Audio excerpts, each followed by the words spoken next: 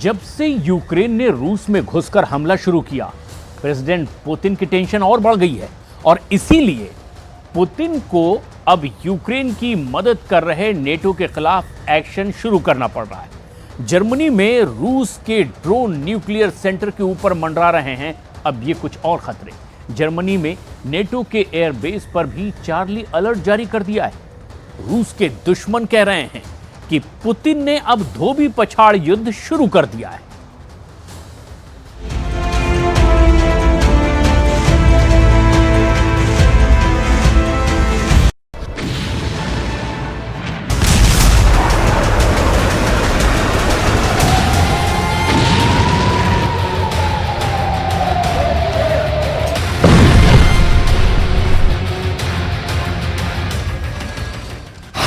Germany में NATO airbase पर Charlie 2 alert बजा।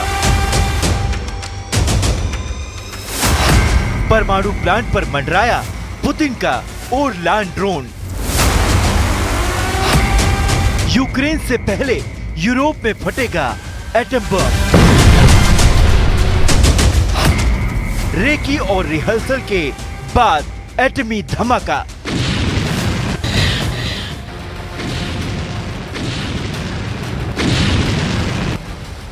आधे यूक्रेन को राख कर चुके पुतिन अब यूरोप में यूक्रेन के मददगारों पर एक्शन लेने जा रहा है। अमेरिका और उसके साथ हर जंग में साथ देने वालों पर पुतिन स्टाइल में प्रहार होगा। इसके एक नहीं 2 सिग्नल मिले हैं, जिसके बाद ये पुख्ता हो चुका है कि अब रूस की मार से यूरोप में तहलका मचेगा। जर्मनी में 2 ऐसे वाकये सामने आए हैं जिससे ये भी साफ हुआ है कि यूरोप में पुतिन की परमाणु धमकी सच होगी। यूरोप में बम बारूद से भयानक प्रहार होगा। जर्मनी से आई 2 विस्फोटक जानकारियों से सुपर पावर अमेरिका भी थर्रा गया है। जर्मनी में न्यूक्लियर पावर प्लांट के ऊपर made in Russia Orlan 10 drone के उड़ान भरने से हड़कंप मचा हुआ है। जर्मनी में ही नाटो के गिलेनकिर्चेन एयरबेस पर चार्ली 2 अलर्ट जारी हुआ है। पुतिन के 2 पावरफुल सिग्नल ने नेटो, अमेरिका और यूरोपीय देशों में खलबली मचा दी है। ये टेंशन इतनी सीरियस क्यों है? क्या पुतिन की परमाणु मिसाइलों की यूरोप में लॉन्चिंग की रिहर्सल शुरू हो चुकी है? आखिर जर्मनी में परमाणु ठिकाने और नेटो एयरबेस के खतरे में आने के मायने क्या हैं? इसे विस्तार से समझने से पहले ये भी देखिए कि रूस वॉर जोन में किस मोड़ पर है। एक जैसा बारूदी प्रहार, एक जैसा हाहाकार, एक जैसी तबाही, एक जैसी युद्ध त्रासदी। दोनों जगह लोग मर रहे हैं, बस्तियां बर्बाद हो रही हैं, खूनी सनक दोनों जगह जस की तस हैं। बस फर्क यह है कि यूक्रेन में रूस की सेना का जोर है। रूस के कुसर्क में यूक्रेन फोर्स ने कोहराम मचा रखा है। दुश्मन के घर में घुसकर धूल चटाने का मिशन दोनों सेनाओं ने पूरी ताकत झोंक रखी है।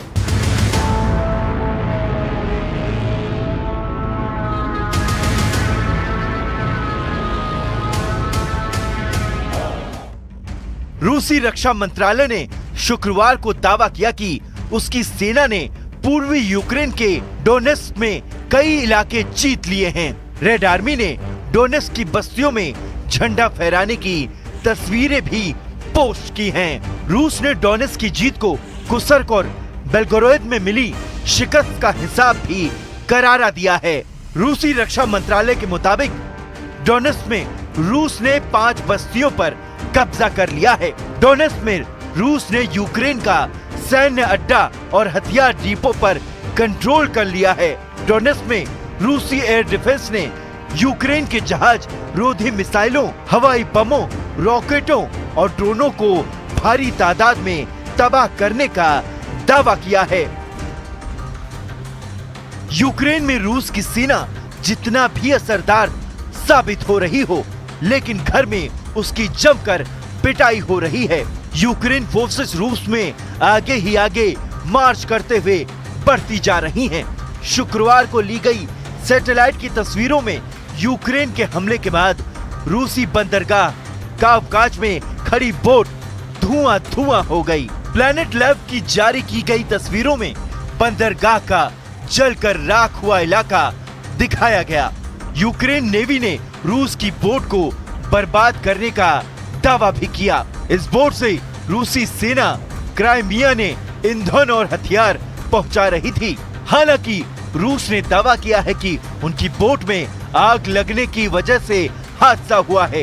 कावकाज बंदरगाह काला सागर पर रूस के सबसे बड़े आउटलेट में से एक है। यहाँ से रूस दूसरे देशों में सामान एक्सपोर्ट करने के साथ युद्ध क्षेत्र में हथियार, ईंधन और रसद की सप्लाई करता है। यूक्रेन का ये बोट साल 2014 से रूस के कब्जे में है, जिसे अब यूक्रेन ने दहलाना शुरू कर दिया है। रूस में मिल रही कामयाबी से प्रेसिडेंट जेलेंस्की के हौसले अब इस कदर बुलंद हैं कि उन्होंने पुतिन को सूद समेत बदला लेने की वार्निंग दे दी है। Завжди повертають борги. І той, хто зичив нашій землі лиха, отримає його у себе вдома. З відсотками. Той, хто хоче сіяти на нашій землі зло, пожинатиме його плоди на своїй території. Це не пророцтво, не злорадство, не сліпа помста. Це закономірність. Завжди повертають борги. І той, хто зичив... जेलेंस्की का ये वीडियो खास तौर पर पुतिन को चिढ़ाने के लिए जारी किया गया। той, хто хоче сіяти... पुतिन आग बबूला हो जाएं, इसके लिए रूस यूक्रेन बॉर्डर पर सूमी में खड़े होकर जेलेंस्की ने वीडियो शूट किया। Не сліпа помста. Це звернення... यूक्रेन की आजादी के 33वें वर्षगांठ पर जोश में लबरेज जेलेंस्की ने इलाके का पूरा ब्यौरा अपने वीडियो संदेश में दिया है।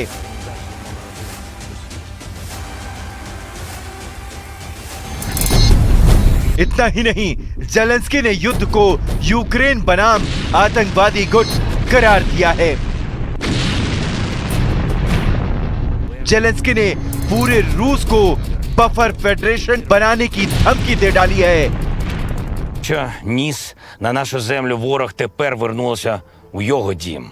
І той, хто хотів перетворити наші землі на буферну зону, має думати, аби його країна не стала буферною федерацією. रूस बॉर्डर पर खड़े होकर गरजते जेलेंस्की से ज्यादा पुतिन को घर में गुस्सा झेलना पड़ रहा है। न्यूयॉर्क टाइम्स के मुताबिक सोशल मीडिया पर रूसी जनता की भावनाओं को विश्लेषण करने वाली कंपनी फिल्टर लैब AI ने कहा कि कुर्क में यूक्रेनी घुसपैठ के बाद पुतिन की लोकप्रियता में भारी गिरावट आई है। यूक्रेनी सेना की घुसपैठ को रूसी सरकार और खास तौर पर पुतिन की नाकामी के तौर पर देखा जा रहा है। रिपोर्ट में बताया गया कि रूस की सरकारी मीडिया ने रूस यूक्रेन की जंग में पुतिन की छवि सकारात्मक रूप में पेश करने की कोशिश की है, लेकिन वो इसमें नाकाम रहे। सोशल मीडिया पर रूसी नागरिकों ने खुलकर नाराजगी जताई है। लोग पुतिन की युद्ध नीतियों को फेल बताकर उनका इस्तीफा मांग रहे हैं। पुतिन की पॉपुलैरिटी ग्राफ में बीते साल से ज्यादा गिरावट दर्ज की जा रही है। पिछले साल रूस की प्राइवेट आर्मी वैगनर ग्रुप के चीफ येवगेनी प्रिगोजिन की लीडरशिप में हुए विद्रोह के बाद पुतिन की लोकप्रियता में गिरावट आई थी। हालांकि बाद में पुतिन ने इस पर काबू पा लिया था, मगर अब कुर्स्क में यूक्रेनी सेना को मिल रही कामयाबी के बाद पुतिन का ग्राफ गर्त में जाता दिख रहा है। वॉर जोन से आ रही बैड न्यूज, अपने देश में उठ रहे विरोध के सुर ने प्रेसिडेंट पुतिन के गुस्से को आउट ऑफ कंट्रोल कर दिया है। पुतिन का ये गुस्सा कुर्स्क के कार्यवाहक गवर्नर से मीटिंग में भी साफ साफ देखा गया। गुरुवार को पुतिन ने गवर्नर से क्या-क्या डिटेल जानी, सुनिए। Отселение и эвакуации попали в 8 районов Курской области с численностью жителей 152 566 человек. По состоянию на сегодня выехали 133 190 человек. Осталось 19 376 человек. कुर्स्क की तरह ब्रायस्क रीजन से भी नागरिकों को निकालने की तैयारियां शुरू हो चुकी हैं। ब्रास्क के गवर्नर ने पुतिन को बताया कि वॉर इमरजेंसी के लिए कमर कस ली गई है। Нашей страны, прорыва государственной границы в Климовском районе, но силами погрануправления ФСБ России, Министерства обороны, они были отброшены, противнику нанесли огневое поражение. Вчера обстановка в месте боестолкновения стабилизировалась, в настоящее время находится под контролем. В системной поддержке в части оплаты нашей самообороны мы сами... В 6 пограничных районах уже проведены учения по экстренной эвакуации жителей в случае возникновения такой необходимости. Для этого у нас готовы 12 ПВР. इस मीटिंग में पुतिन ने कुर्स्क, ब्रायस्क और बेलगोरोद के गवर्नर से बातचीत में कुर्स्क के एटमी प्लांट का भी जिक्र किया। पुतिन ने यूक्रेन पर कुर्स्क के न्यूक्लियर प्लांट पर हमले के आरोप भी लगाए हैं। रूस में घुसकर उसके न्यूक्लियर प्लांट पर हमले की कोशिश को पुतिन ने सबसे बड़ा थ्रेट मान लिया है। इसके साथ ही यूक्रेन की घुसपैठ के बाद नाटो से मिली सैन्य मदद और नई तैनातियों से भी भड़के हुए हैं। अमेरिका ने यूक्रेन को और ज्यादा सैन्य सहायता का ऐलान कर दिया है, जिसमें अमेरिका यूक्रेन को गोला बारूद, वायु रक्षा मिसाइलें, ड्रोन रोधी उपकरण और कवच रोधी मिसाइलों की बड़ी खेप जल्द पहुंचाएगा। उधर नाटो फोर्सेस ने रूस के केवल 140 किलोमीटर दूर दक्षिण पूर्व फिनलैंड में मिक्केली में 4000 से 5000 मजबूत बख्तरबंद ब्रिगेड तैनात करने का ऐलान कर दिया है। अप्रैल 2023 में फिनलैंड के नाटो में शामिल होने के बाद से रूस के खिलाफ इस इलाके में मोर्चाबंदी में तेजी आई है। नाटो के इस तरह के विस्तार को रूस अपनी राष्ट्रीय सुरक्षा के लिए सीधा खतरा मानता है और उसने चेतावनी दी है कि इसका जवाब जल्द दिया जाएगा। तो क्या इसकी रिहर्सल जर्मनी के 2 अहम अड्डों पर की गई? आखिर पुतिन करने क्या जा रहे हैं?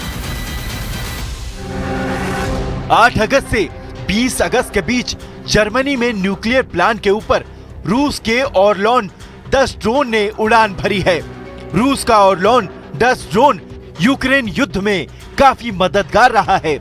एक रिपोर्ट के मुताबिक रूस ने यूक्रेन में सैकड़ों ऑरलॉन 10 ड्रोन का इस्तेमाल किया। ये ड्रोन अपनी लंबी दूरी की क्षमता के लिए जाना जाता है। ऑरलॉन टारगेट को आसानी से ढूंढ निकालने के लिए कुख्यात है। टारगेट का पता लगने के 3 से 5 मिनट के भीतर रूसी सेना अटैक को अंजाम दे सकती है। ऑरलॉन ड्रोन एरियल फोटोग्राफी के लिए कैनन EOS D सीरीज वाला कैमरा, थर्मल इमेजिनिंग और वीडियो कैमरे से लैस है। परमाणु सेंटर के ऊपर रूस के ड्रोन मंडराने के बाद से जर्मनी में खलबली है। वहीं खतरे का दूसरा सिग्नल जर्मनी में ही मौजूद नेटो के एयरबेस से आया है। एक्स पर जर्मनी के नेटो के अवाक्स बेड़े के हैंडल से रिलीज एक पोस्ट में इसकी डिटेल दी गई। जर्मनी में नीदरलैंड बॉर्डर के पास नाटो का गिलेन किर्चन एयरबेस है। यहाँ नाटो के airborne warning and control system, जिसे आवास के नाम से जाना जाता है, उसकी कमांड है। नाटो के इसी आवास बेड़े ने एक्स हैंडल से जारी पोस्ट में सुरक्षा स्तर बढ़ाने की जानकारी दी है, जिसके बाद गिलेन किर्चन एयरबेस के मैदान में बड़ी संख्या में सुरक्षा बल की गाड़ियां भी देखी गई। इस अलर्ट के बाद कोलोन के करीब जर्मनी के वायुसेना बेस को कई घंटों तक बंद रखा गया था। मतलब यूरोप में परमाणु जंग की हलचल तेज होती जा रही है। नाटो की सेनाएं एटमी हथियारों से लैस हैं। रूस ने अगर न्यूक्लियर अटैक किया तो नाटो की तरफ से धरती फाड़ पलटवार होगा। हालांकि न्यूक्लियर ताकत के लिहाज से एक अकेला रूस सब पर भारी है। सबसे ज्यादा एटम बम पुतिन के पास है। अमेरिका तक मार करने वाली मिसाइलों का गोदाम रूस के पास है। इसलिए परमाणु युद्ध के लिए पुतिन को उकसाना पूरी दुनिया के लिए घातक हो सकता है।